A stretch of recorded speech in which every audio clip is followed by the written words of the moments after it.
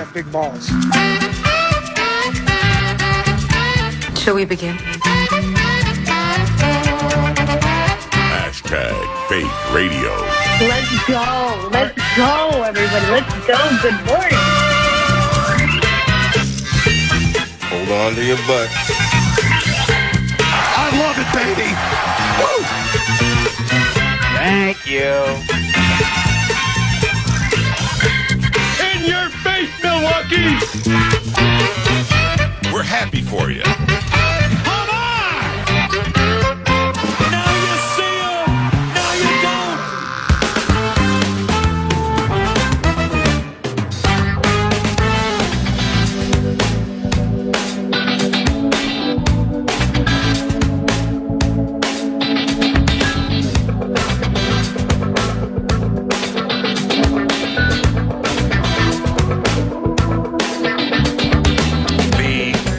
Childlike nature of the 9 to Noon radio show can be so easily biteable. We got bit yesterday. Lindsey wants to throw. He fires toward the end zone. Javon Tracy out there. He's got a 3-touchdown game. He caught it. 29 yards. Tracy from Lindsey ×3. I mean, one day at Gibson Nagurski, Nordo and I meeting a bunch of cool people and gaining much needed steam about some of the newbies for the Golden Gophers football program. We have come to love two of the, I guess they would be of the anonymous ilk, who happen to play the same position as this guy.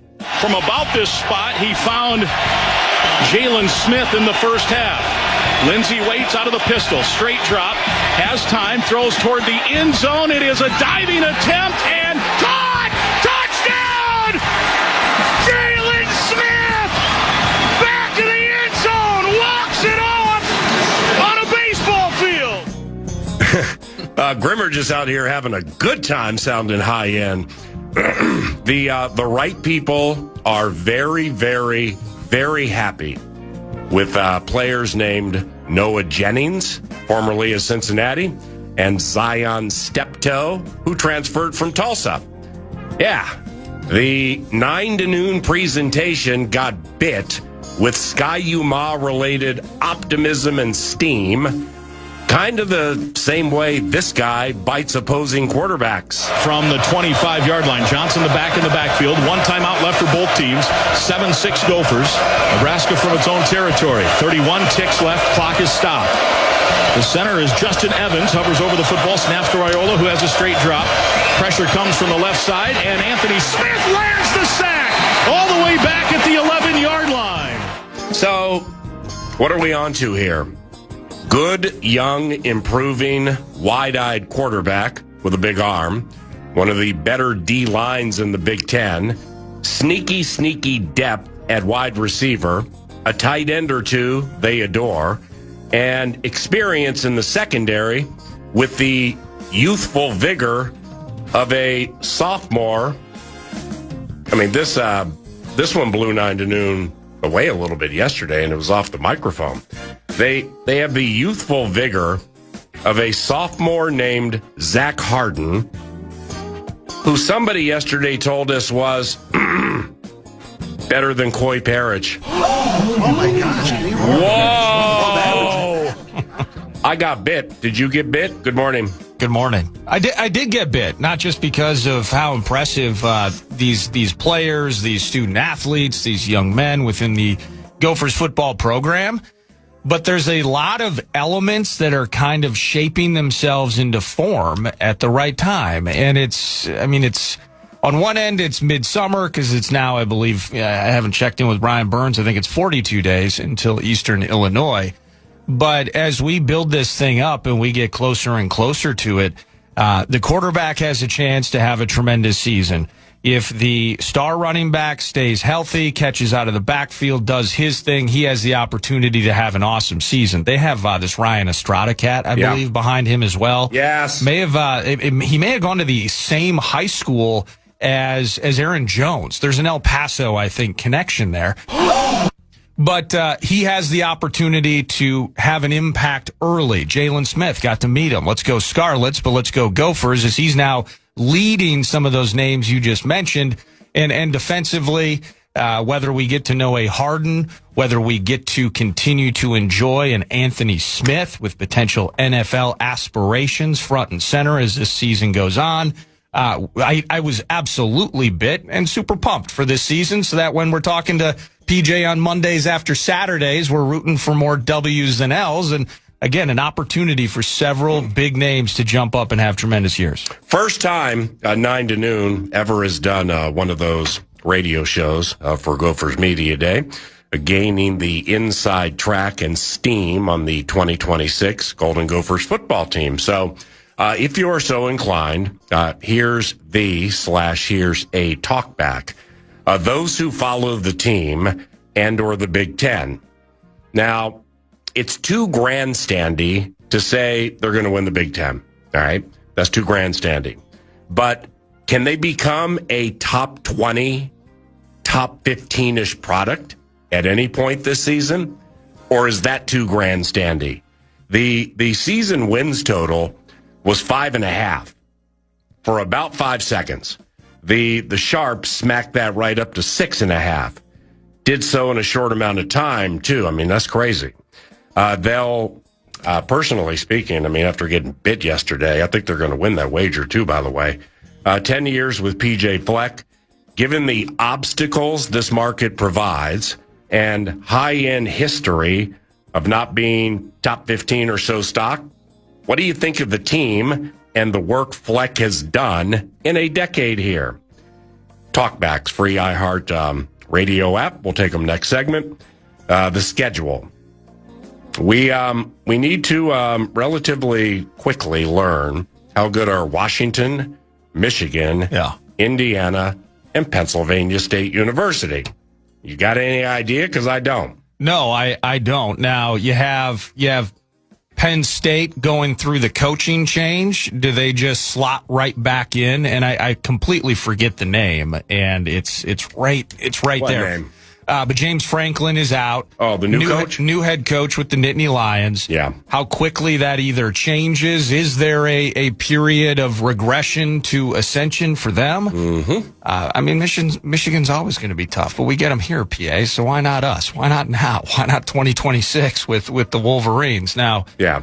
In terms of Washington, this will be a fun one. It's a new face. Matt Campbell. Matt Campbell, there it is. That's Matt Campbell. But to that end, yes, we need to get to know those guys in a hurry as we get closer to the season. Do you realize? Do those listening now realize that there are those listening now that have a collective yawn? I mean, it's like been there, done that. Yep. This is Golden Gophers football. It's like being favored in the Rate Bowl or getting to the Motor City Bowl or playing at Yankee Stadium in the Pinstripes Bowl. That's what many are used to, and I understand that. That season wins total at 5.5 and jumping up to 6.5 in a short amount of time. That has some significance to it. Get it at 6.5 before it hops up north to 7. The schedule. The schedule obviously is key in this equation because if you're bit, you're going to want to follow, and you're going to want these opinions where you feel they have one of the best defensive lines in the Big Ten. I mean, we kind of thought that into the media day show yesterday, but then chatting with people on and off the microphone, and from Anthony Smith to Jackson Howard to T.J. Bush to some defensive tackles that they brought in via the transfer portal, the veteran nature of most of the secondary, the quarterback, the running back on the return, as Nordo said, a couple of wide receivers who are transfers that they're just people there who love them. And, they may not want to say it on the microphone, but in the business we call it background, where you get some opinions from those who matter off the microphone, and, then you delicately and respectfully share them because it's granted it's a prognostication, but to watch it come to fruition, that makes it fun. But then you get to the schedule, and the home game against Eastern Illinois, that'll be a W. Then Mississippi State here has to be a W. Akron home has to be a W. Getting Softy from Seattle on the radio show maybe next week to learn about the Washington Huskies. That could be fun. That's the first road game. They didn't win a road game last year, so Drake Lindsay never has won a road game. That's key. Then they have the Michiganders here. That's obviously massive because if you head to Seattle and you beat Washington, and then, I mean, it's, I have no idea how good it's Michigan. So it's going to have players that are heading to the NFL. It's going to be, for the most part, a squared away program. But that program also has been in transition from a coaching staff standpoint and with quarterbacks and things like that. And that's a home game. So those first 5 right there, I mean, I'm not going to grandstand and be like, they're going to be 5-0. But we headed into that radio show yesterday feeling the percolating nature of a buzz involving this team with those in the know. And when we left, man, I can't speak for you, but with some of those conversations we had and learning about these players and the transfers and stuff, I got bit. I mean, it's the first time that I've been bit with Golden Gophers football into a season. No, I'm pumped and blessed with the opportunity that we had to do the show there and get to know more of these guys. But, when you started asking, I was looking at the preseason coaches index on ESPN. And of course, preseason rankings means nothing, but it's kind of the preseason vibe in terms of how some of these teams are looking. You have Michigan down a little bit. They're at 16-ish. You have Penn State at 18.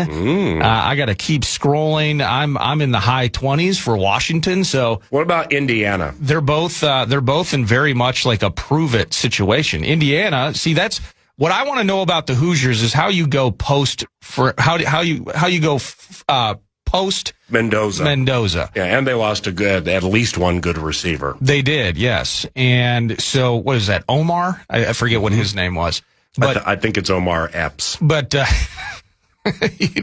receiver, an actor. Sharif don't like it, rocking the Casbah. Yeah, Indiana's 6th. So they're just anticipating that. Well, the thing with Cignetti, this is why it's kind of a cool story, and it's bad for business for the rest in the Big Ten, is that he did what he did with a lot of continuity and the 3 stars, and he built it up, and he's hoisting a trophy, and now he gets to bring in the 4 stars and the 5 stars around it, and he's got the Mark Cuban cash.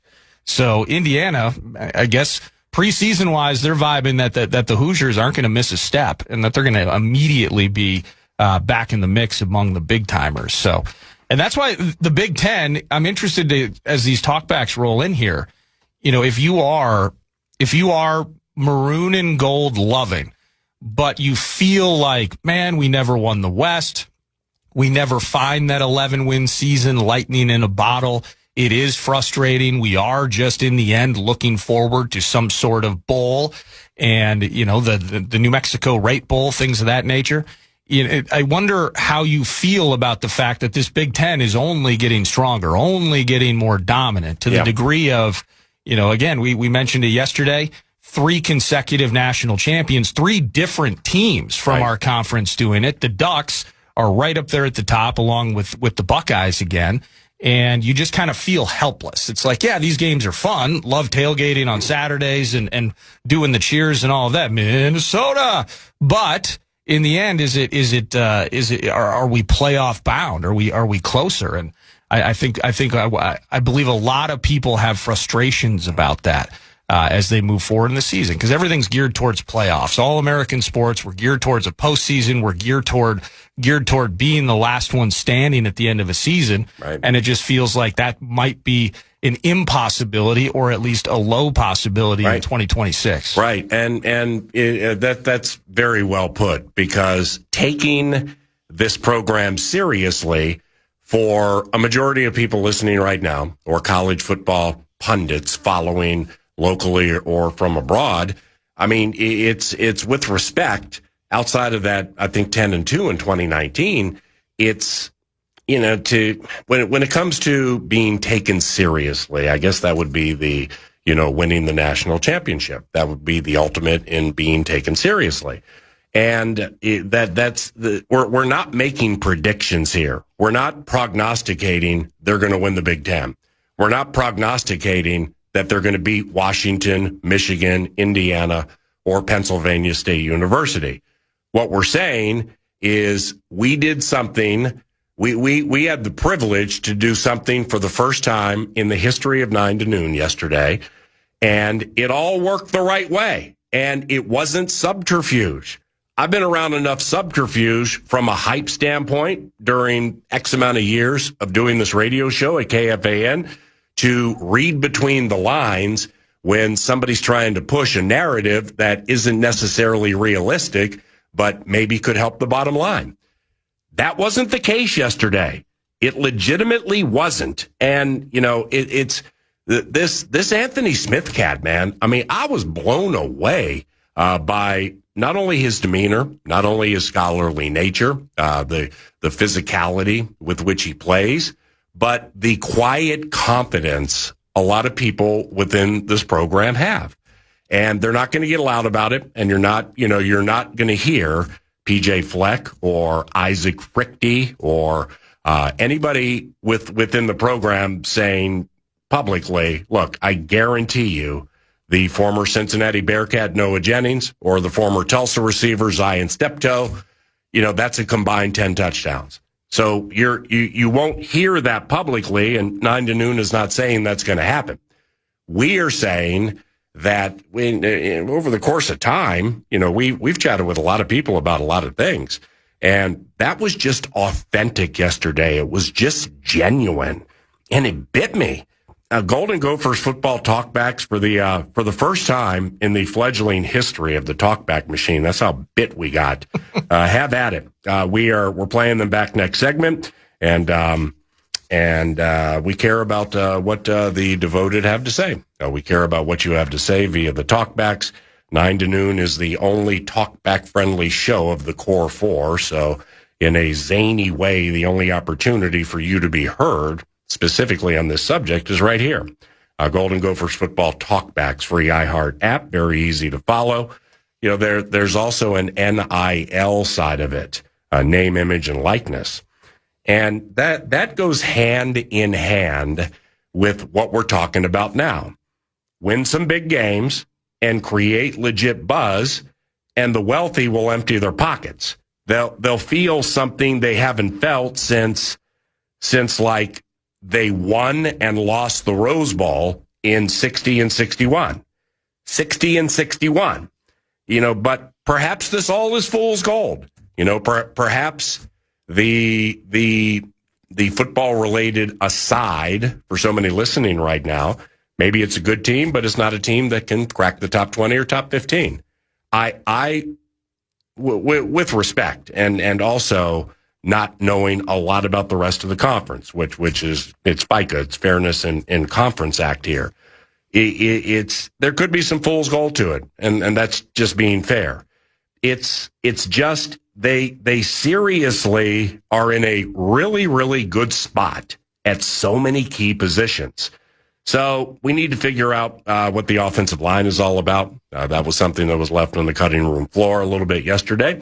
And we are interested to hear what you think about a program not many have taken super seriously for quite some time. The talkbacks are next segment, part of the Timber Tech What's on Deck segment. Nordo produces, and I'm Paul Allen. It's 9:20. You are listening to the 9 to Noon radio show at FM 100.3 KFAN. And also, how about this? The Fan and BigDeck.com want to give you a shot to win some bonus bucks with the National Cash Contest. Go to KFAN.com, enter the keyword credit. The keyword is credit. Just enter that now at KFAN.com. This is 9 to Noon on the Fan. After a car accident, you might wonder, do I really need a...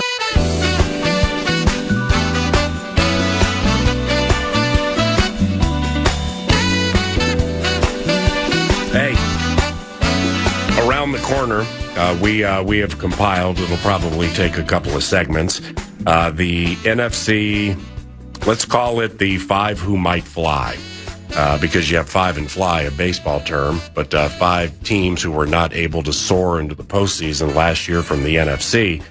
This is NFC intensive, 5 teams who missed the playoffs last year, And we feel have a shot, or maybe a legit shot, to go from, let's say, 5 who cry to the 5 who might fly. That's coming up in segment number 3 today. It's a Thursday, so that means Nacho Lieber, Ben Lieber, will be with us at 10:03. And Mitch Helgerson, the Chief Revenue Officer for the Minnesota Wild, he, in cliched fashion, wears many proverbial hats, including being behind that well done video the Minnesota Wild put together about its broadcasting team, television broadcasting team for the upcoming season. So Mitch Helgerson is going to join us at 11 o'clock to chat about the potential of over-the-air games on television for the Minnesota Wild, some streaming-related stuff, and much more. I'm excited about this. That'll be at 11 o'clock with Mitch Helgerson, Chief Revenue Officer for the Minnesota Wild. Well, did we get any? Yes, we did. Talkback machine, free iHeartRadio app. Hit that microphone. Give us up to your best 30 seconds. I'll check for FCC violations, and I'll play them like this. Fellas, Kevin from Fancato. This is the most excited I've been for upcoming season for the Golden Gopher football program since the year 2007, when my great-uncle Lawrence Bueller was inducted into the Hall of Fame for the Golden Gophers. Yeah, let's go, Drake Lindsay. Got to dab it up, figure out your own touchdown celebration, a.k.a. Cam Newton 2.0. Let's go, beast. They have a quarterback. I mean, when they had a quarterback who had the proverbial cup of coffee in the NFL, practice squads with, I think, the Steelers and the Minnesota Vikings, Tanner Morgan, they win 10-2. They have a quarterback who many, not only here but around the country, like. So when you have that, and then you have, I just didn't realize the depth to the totality of their defensive line. Now, PJ Fleck, I think he said this on the radio yesterday, was talking about the linebacker situation and how the linebacker situation might be the best he's had since he's been here. The defensive line and the depth might be the best he's had in the 10 years since he's been here.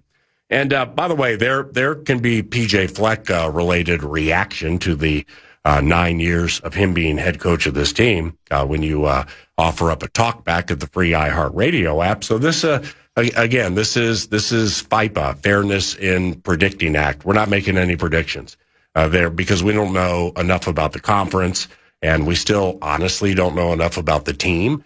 But personally speaking, with things that I look for that lead to things being good, there were a lot of boxes checked yesterday, and it was not in overly hyped subterfuge-like fashion.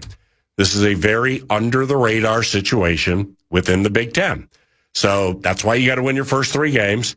You need to go to Seattle and win, and then you need to beat Michigan. And if you start 5-0, that's going to be a part of September, a couple of months from now, 2.5 months from now, where maybe people remember some of the things that were said at Gophers Media Day via 9 to noon or the press conferences they did, and maybe they're coming to fruition.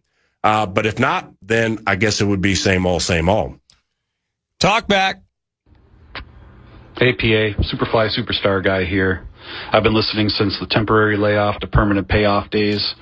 And PJ's the first coach since Glenn Mason that I've seen here be true about the hype. It's not a bunch of crap that he's spewing to the fans. This guy believes in what he sees, and he believes in this team, and I hope they have a good year. Whether temporary layoff, permanent payoff, copyright Dan Cole, the common man. Puffy. Whether you like PJ Fleck or not, it's PJ never, to at least to my knowledge, has been somebody who makes grandiose predictions, where he comes into the season saying, look, we're going to be one of the best 3 teams in the Big Ten. Look, this quarterback is one of the best 3 in the conference. So he's not like that, and of course there are calling cards and things he does well with a program like this, which is in a top 16 market with 4 core 4 pro sports team, so it's very, very competitive, specifically for the ear that listens or the eyes that view. But it's for whatever fault or whatever thing about PJ Fleck that you may not like or prefer. Being somebody who bloviates, he's not a bloviator. And we've had him on 9 to Noon for many years, days after or Mondays after games. And he's not of the bloviating variety. And he didn't, there was no overhyping of anything yesterday. I just was blown away learning some things that I learned yesterday, and I kind of got bit with what's coming up with the Golden Gophers football team. Thus, the FISA, Fairness and Segment Act. That's kind of what led to 9 to Noon starting today. I think some people, for instance, let me find this here. I got a text message. Go for football. He didn't put his name, but go for football. It doesn't have to be outcome based. As a longtime season ticket holder, quite frankly, it's wholesome entertainment, and that's why I keep coming back. So I'm curious, if talkbackers or other texts agree or disagree with that, because, you mentioned PJ and, polarizing personality or polarizing opinions about his personality that you see on social and that we've all heard and been told and discussed. Is you mentioned he doesn't bloviate. I totally agree with you, but I think sometimes a fan will conflate kind of the way he talks about things. It's the acronyms, the consistency, the messaging that he will put out there. I think that some fans see that almost as maybe unintended arrogance or something like that. I'm not quite sure. Yeah. But in the end, in terms of outcome based, he's 7-0 in bowls, and he's created a standard of 9 wins, 6 wins. No, we didn't like that, but 8 wins. That's and that's even just since the 11-2 season he had in 2019. The consistency is there, and you've been doing this. Obviously in the mix. You heard temporary layoff, permanent payoff days, but you would have to go back and remember Glenn Mason and a consistency and a standard that was set. And then maybe the school didn't feel that the next step was taken to grow from that standard. So, messages grow stale, situations grow stale, and people make changes. But the consistency in the standard that's been set by PJ Fleck, whether you like that messaging or otherwise, is truly undeniable. Here's a text we received. The civil servant writes, I'm so bit by the maroon and gold that I think PJ should get a 1-year extension for the 7th time in 10 years. I won't watch 1 second of Gophers football. Loserville sounds better in FM. I mean, the PJ Fleck has won a lot of games here. So it fits the mold of what 3 of the 4 in the core 4 have settled into. With respect, good but not good enough. But good enough in college football is the Minnesota Vikings, Wild, and or Timberwolves, when they come into seasons, I don't think there are many years who can say there is a 0% chance this team gets to the conference championship game, the Western Conference finals, right, or the Western Conference finals in the NBA. So, but honestly, for anybody to say the Golden Gophers will win the national championship, there's nobody who says that. Haven't heard that. So it's the team has been good, just not good enough. But what is good enough? What is good enough for a football program in a market like this, not a blue blood market, and there are a lot of other sports-related distractions. But to be good, but just not good enough while winning a bunch of games, welcome to the club. Welcome to the club. That's who we are. Somebody needs to push through. That's kind of our bet. Seriously. And it's the Vikings have been that way, but people will get loud about that. Yeah. Same with the Wild, same with the Timberwolves. People don't get loud about being good, but not good enough with the Gophers football team, because this is specifically the 9 to Noon crowd. This is a sports smart market where they realize we are not going to win the national championship. But what is good enough? Good enough is kind of what they did in 2019. Winning the 10 games, having the signature win against Penn State. Yeah. And go to the bowl game, blow out Auburn, sure. Oh, that's right. Yeah, the Tyler Johnson game. To be taken more seriously, for this football team to be taken more seriously, a season like this where they are set up, all the good teams in all levels of football, the right teams have the right quarterback, the right pass rush, the right skill position players, and the right offensive line. The wide receiver situation for them with Jalen Smith, he had 4 touchdowns last year, but really it was his first full-time year playing. So the expectation is he should be better.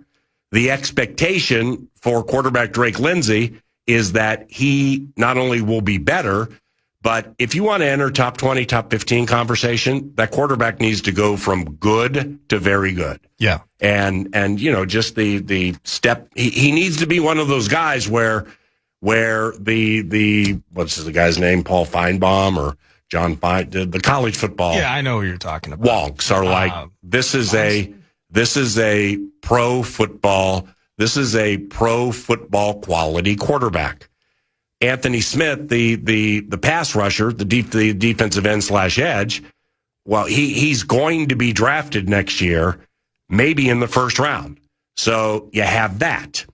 And after that point you made about Darius Taylor's kind of key, because he catches the ball and he's so good after he catches it with making guys miss. But it's kind of become a yearly talker with him. Yes. Sadly, and for different reasons. His have been, I think, nagging soft tissue bits, a hammy here or a calf there, where, and that's, by the way, piggybacking off of a guy that accumulated all those yards and is now in the building coaching, but Mo Ibrahim. Right. And, just the setback followed by the he's back, but then he's gone again, and the inconsistency there. Yeah. PJ wants to run, and PJ does want to, just actually squeeze the air out of the game, out of the football, out of the entire stadium, hold it for 37 minutes, and win these games that way. And some way or another, he's got to find a healthy Darius Taylor and then 1 or 2 guys behind that can take some reps off the shoulders of Darius. When you have an identifiable pass rusher who will be drafted on the first 2 days of the NFL draft, and you have an identifiable quarterback who at some point is going to be drafted into the National Football League, and Drake Lindsey will be drafted one day. When you have those 2 things, that is such a good start. The key, we need to figure out who our kicker is. Honestly, we do. They got 2 kickers on the roster. I've never heard of either one of them. This team plays in close games, and it's all fun and games until the quarterback looks like he's going to be a draft pick. The guy who wears 0, who was on 9 to noon yesterday, looks definitely like a first round pick. Yeah. Linebackers are good, like PJ says. Experience in the secondary is really coming through. Greg Johnson and his Minnesota Moving Company, they're making memories. But now you're set to go to Bloomington, Indiana, and beat a team that won the national championship last year. You're down by 2 with 13 seconds to go, and it's a 43-yard kick, and it's windy. Well, your guy has to hit that. Yeah. When being taken seriously is in my estimation, people are going to go to the game. 40 some odd thousand people will go to the games. Right. But how many of them go to the games with any form of expectation? They go to the games because a lot of them are alumni.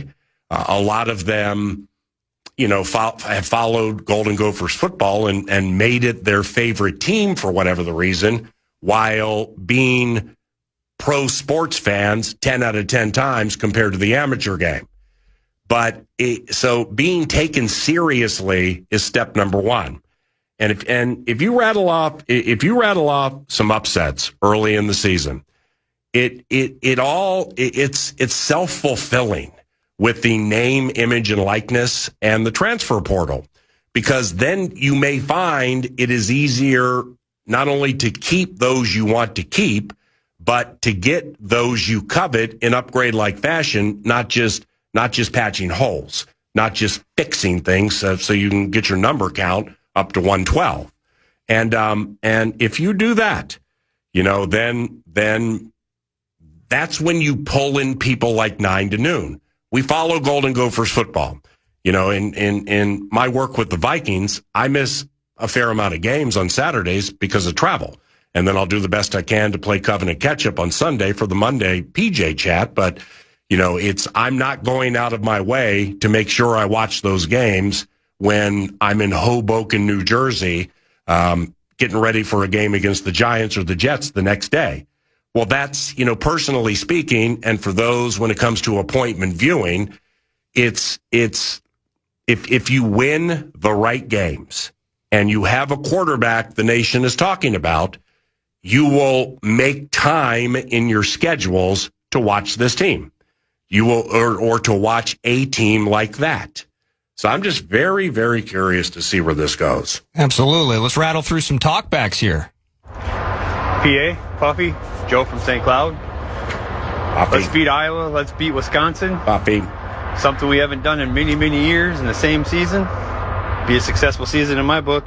Yeah. Row the boat. Go Gophers. Yeah, I think that's part of it. It's part of it. It's part of the growth and the standard that he's setting. And I got a couple of text messages. Yeah. Brant says flex 39 and 40 in Big Ten play. So that's key. Part of the evolution and the growth of this program. He is setting a standard, but it is. Yeah, let's go make Iowa. Let's put Iowa under our boot for 5 years in a row. Let's do some of these things, consistently smashing our rivals. Right. That in itself, while not maybe being up there in terms of national title conversation, being able to smash your rivals on a yearly basis. But if you're a top 20, top 15 entity, see, that's part of the being taken seriously narrative. Yes. It's like I told you yesterday with the waitress we had at a restaurant in Victoria who was from Brazil, where we were talking about the World Cup because she was really into it. And she basically was like anybody but Argentina. So my team, Brazil, got bounced, but at least Argentina didn't win. You'll hear Vikings fans say, there are Vikings fans who will be like, okay, if we don't make the playoffs, at least make sure you beat Green Bay 2 times. Yeah. But but see, the Vikings have made the playoffs and they've won playoff games and so have the Wild and the Timberwolves. With Golden Gophers football, now PJ has never lost a bowl game, but honestly, it's great. It beats the alternative from a memory-making standpoint, but how significant are those bowls? Well, I got to text somebody. He's like, get to a respectable bowl game. Yeah. What is a respectable bowl game? That's a great Especially point. Now that the playoffs are in the mix. Right, where sugar, orange, rose, all of those, if you get to those, well, then you're top 15 stock in the country, Yeah, so to go top 15 stock in the country, that like I said, whether it's consistently being game with, not getting blown out by Iowa and winning, at a 50-50-ish, maybe better clip. Mm-hmm. Beat Michigan at home this year. Yeah. Go out west, and it's Softy in Seattle and break Softy's heart on a Saturday in October or late September at Washington and beat those Huskies. Things like that, I think. Or you mentioned Indiana, and we'll see how they continue on post Mendoza. But those I get one of those a year, and maybe that's where Gopher fans are at. They're like, the fact that we still remember Penn State 2019 as lovingly, and we get so nostalgic about it. The fact that we do that means we haven't had a Penn State game since 2019. And that's a great point because Penn State is a common thread here. There used to be a weekly guest, 10 to 1, just for fun, AM 1130, KFAN, PA in Dubé. I believe he was the defensive coordinator. David Gibbs was his name. And the Golden Gophers football team led by Glenn Mason, Ron Johnson was on that team, and the Penn State Nittany Lions were number 1 in the country. They had LeVar Arrington and Courtney Brown, and they had some really, really good players. Gibbs came on this radio show. We're talking 25 years ago, and, we're talking about the game and everything, and he just basically jumped in there and said, no, we're going to win the game. And I know what I'm talking about because I watched the film. Well, they went out and won the game. Things like that. Yeah. But what was that? 2001. Then you think Penn State in 2019.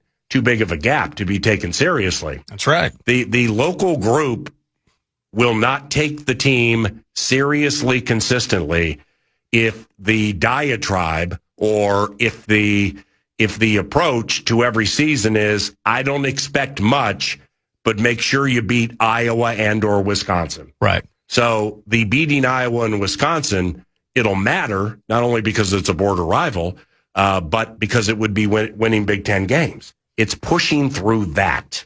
And when you have the right quarterback, the right defensive line, the right offensive line, good skill position players, kickers who don't choke, and some players, and some players who emerge, like these wide receivers we heard about off the radio yesterday, this Nehemiah cat from Cincinnati and Zion Steptoe from Tulsa. There are those within this program who don't like those guys. They love them. Yeah. And nobody knows about them. This whole thing is under the radar, man. And it's not under the radar if it comes out and, goes 2-1 in its first 3 games and loses a home game to Mississippi State. Yeah, then it's all the same. It's all back to the same. But see, if many in the local fan base enjoy going to the games, they're alums. Grandma and grandpa went there. Mom and dad went there. All my brothers and sisters went there. My cousins. So it's deeply rooted within the fiber of those who follow college football. It's their alma mater. So they're always going to support. But when it comes to the outsiders, those who you want to capture, who don't listen or watch frequently or don't go to games ever, those are the ones that you want to bring in.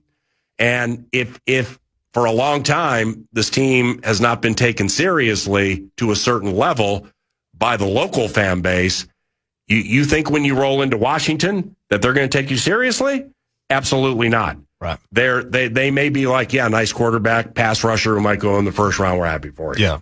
Well, that's when you jump somebody 17-0, and now everybody at the game, the road game is kind of like, whoa, this quarterback, and they start Googling and looking at what he's done with his body and his weight this year and his big arm and, things like that. And Jalen Smith working out with the likes of Jordan. I didn't know this guy who has 2 touchdowns in the first quarter spent his offseason working out with Jordan Addison and Justin Jefferson. That's being taken seriously, doing things that are outside of the box that break the norm. And going to it, winning your first 3 games, and then going to Washington and jumping them early and then holding on for a victory because road victories are hard, that's when people locally and nationally start to take you more seriously. Yeah.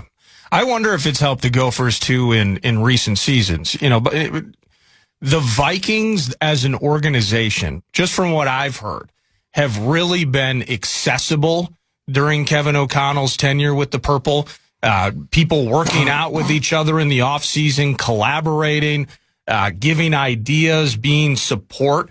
I wonder how much of it's, I don't think it's insignificant or that it's a complete non-factor that specifically, I don't know if it's Kevin O'Connell, I don't know if it's the organization at large, but specifically during O'Connell's time, that the open door, we're buddies in town, we're going to support each other. I wonder how much that has helped in some of PJ's development of certain players, having that access to the pro ranks, being able to make those connections and relationships as part of this conversation of some of these names in the building right now for PJ that have a chance to make some memories here in 2026. It's very compelling, at least to yours truly. Can't wait for the first month of Golden Gophers football with September 3rd is the season opener against Eastern Illinois. Then after that, I think it's 9 days later, you have Mississippi State here, Akron after that, then at Washington and Michigan here.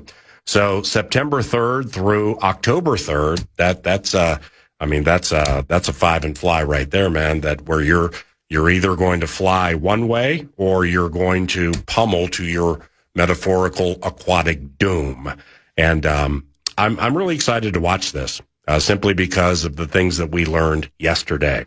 Thank you for the talkbacks to the pros, to the NFC, and some teams that didn't make the playoffs last year. who may be of the fetching variety this year.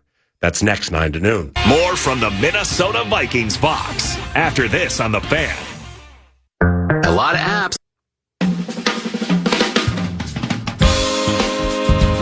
All right, there is a set list alteration via 9 to noon because we have been flooded with Golden Gopher football-related talkbacks and text messages to 64686, right? 64686, Bradshaw and Bryant, KFAN text line. Now, when we do get to NFC teams who missed the postseason last year and might make the playoffs this year, the 5 on which we will focus, they include the Minnesota Vikings, the Detroit Lions, the Dallas Cowboys, the Tampa Bay Buccaneers, and the New York Giants. Now, when I crafted this, I bandied about the Giants or the Commanders. But the other 4, I think, fairly should be in there. But if you want to get to a 5 who might fly, then you got to put somebody like the Giants or Washington in there.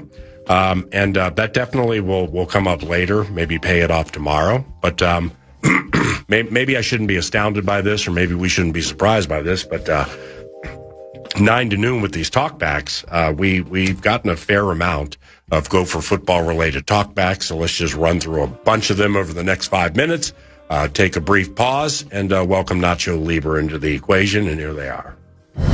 What up, PA? What up, Nardo? Welcome back, PA, from that long vacay out there in the sea. Golden Gophers, PJ Fleck, rode a boat, Sky Umasco Mikes. I think the last time I watched the Gophers game, honestly, was probably when the quarterback was Asad Abdul Khalid. Hey. Early 2000. Wow. Anyways, have a good day, boys. Golden Gophers, yes. But we're talking about Football feast. There wasn't a name or a city attached with that, but we know who that is. We, specifically me, have warmed up with talkback so much. I'm the last 9 to noon wise. Either Sheikh Mohammed bin Rashid Al Maktoum or Mad Producer, imploring and or pushing or coercing the host to acquiesce to talkbacks. I didn't really understand the significance of them. It makes a difference. And with that, with that voice we just heard, see, I know now that's Charles from St. Paul. Yeah. That's our man, Charles from St. Paul. And really, no matter the talkback, he's part of the 9 to noon dedicated and a card-carrying member of the Love Covenant. Hasn't watched since Asad Abdul Khalid. I mean, probably before that, Billy Cockerham. Football feast. Maybe back to Andy Pursby. But thank you very much for the talkback. What's next? Well, my favorite part of that was the early 2000s. Yeah, right. Early 2000s, the early 2000s. Wow, yippee-oh, yippee-yay. Talkback. Hey, what up, PA Nardo? What up? Uncle Jay down here in the 702. Listening back home as always. Really appreciate y'all giving Coach PJ and the Gophers some love. Really do think they're going to have a good season. My little shout out is I just think we don't spend enough time celebrating how much PJ gets done with really about a quarter of the NIL money that these bigger brands have in the Big Ten. I want to win, man. That's all I care about. Good morning, boys. This is Brandon from New Mexico. I guess what I'm excited about for this Gopher season is the running back situation with Taylor and Turner returning. But I'm also excited for Eric Estrada from El Paso that's coming in. 7,600 yards in his high school career with 95 touchdowns. Let's go. My man's name is Eric Estrada? It's Ryan Estrada. Yeah, you know who Eric Estrada is? Yeah, from Chips. Yeah. Wintersville sounds better in FM. You see, you're taken seriously when people know all the names. So we're taking baby steps here. Yes. With what was shared with 9 to noon yesterday. And it was ballyhooed, and it was under the radar. And but it also could be fool's gold. Can't wait to determine which one it is. PA, what up? Mike in Renville. Just wanted to say I'm loving what I heard from Coach Fleck. He's a guy that can oversell, but I think he's quietly confident in this squad. Drake Lindsey's lad, Darius Taylor, Greg Johnson, and that O-line. the D-line, those linebackers, the DB group. Let's go. Row the boat, Skyma. Go Gophers. I know, right? Go Vikes. I know, right? One more. See here. Let me find it. And thanks for everybody for talking back. Hey guys, Max Mean here. Sorry if it's a little loud, but we all know that PJ's not going to come on the air and say that he doesn't believe in his team, that he doesn't have good pieces, yada, yada, yada. But also, it's obvious where we stand. What? We're going to win 7, 8, maybe 9 games. We're going to play in a boring bowl game at the end of the year. Might win it, probably will, and we'll celebrate like we won the Super Bowl. We'll do it next season. We'll do it the season after that. That's just where we stand. And you just got to enjoy one game at a time. See ya. That's brilliant. And he's right. By the way, if they get 7, 8, or 9, overcashed. Why don't you give me half the money you were going to bet? Then we'll go out back, I'll kick you in the nuts, and we'll call it a day. Beloved Nacho joins 9 to noon next. This is PA on iHeartRadio and KFAN The Fan. Guaranteed human. From the